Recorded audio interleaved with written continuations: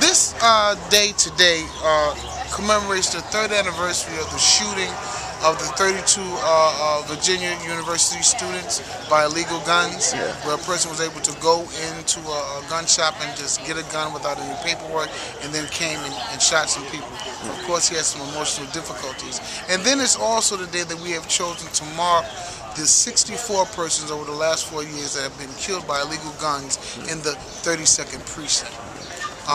This presence of illegal guns in our community is the fourth weapon of mass destruction, and we thought we would do something that would get the community's attention as we start to go forward into the warmer days and months of the summer, to let the people know that we are not going to tolerate this senseless violence in our community and in the communities of the world, the Harlem.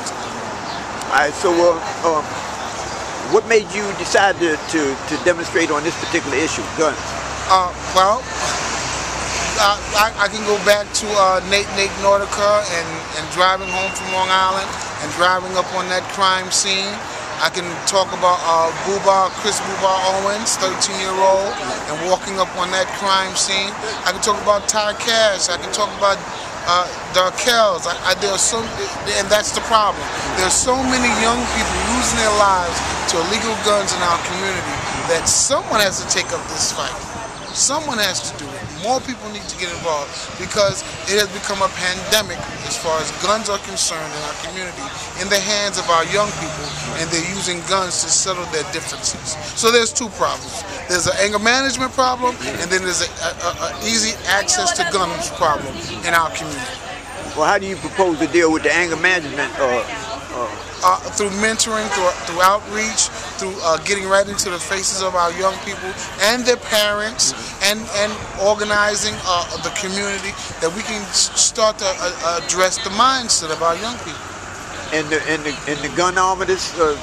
Again, by organizing and joining with other organizations like New Yorkers Against Gun Violence, Harlem Mothers Save, the Coalition to Save Harlem, to bring to the awareness and then take it to our politicians that we can have some more stringent laws that can control this flow of illegal guns into our community. Well, have any of our political representatives in Harlem expressed interest? Have they? Yes, they got on board. Keith Wright. Keith Wright, one of his representatives, is here today with us. So yes, we have at least one at this time. Okay. And what's the police department doing? They're here because they received a threat that a pro-gun organization was going to come out here and try and disrupt what we're trying to do. A counter demonstration? Yes, yes. Okay, all right. Well, Vernon Williams, you've been doing this work for a while, and how are you feeling about your progress? I think that, thank God, every young person that walks around with a smile, that's a possibility of hope and change. But I think that there's a lot more work to do, and I really wish that more pastors would get involved, more men would get involved, and then the community would come together in true solidarity, black solidarity, that we can make a shift change in our community. Okay. Has the word going out to mainstream media that this demonstration is taking place? Yeah. But they only come out if there's a bloodstain. Yeah, it's sad to hear you say that, but that's why we need our own media. That's why what you do is so important. That's why all things Harlem, what they do is so important. All right, well, we're going to be here, and we're going to try and catch as much of this as we can, and we wish you success in your endeavor. All right.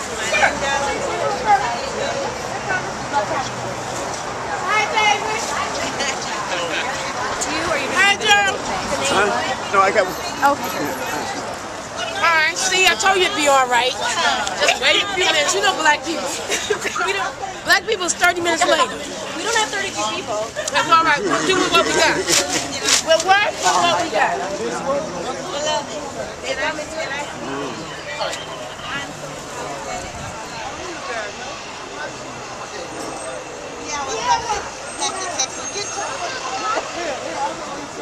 Across the street, we got 100 more people. They don't like it. They know they cross the street. When they know outside, they march.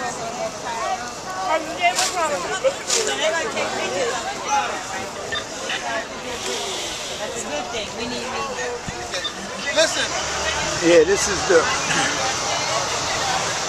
Harlem community activists coming out today to demonstrate against lax gun control in light of the deaths that are taking place here in Harlem as a result of guns getting in the hands of Harlem youth. I don't know how much good it's going to do, but positive action is always welcome. Read off the names that you have, then you lay down.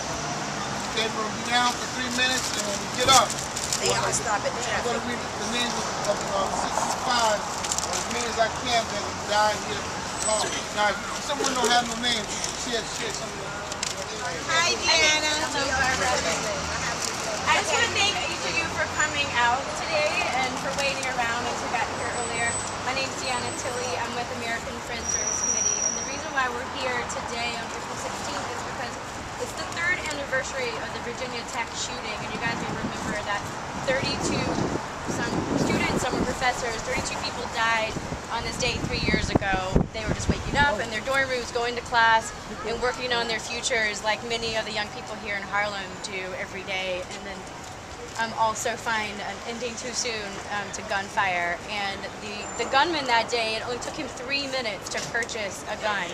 And he, after everything happened, and then we got more information, we found out that this gunman had a record, a mental health record, that it was unstable. And if we just had stronger gun laws, if there were stronger gun laws in that state, he would not have been able to purchase that gun.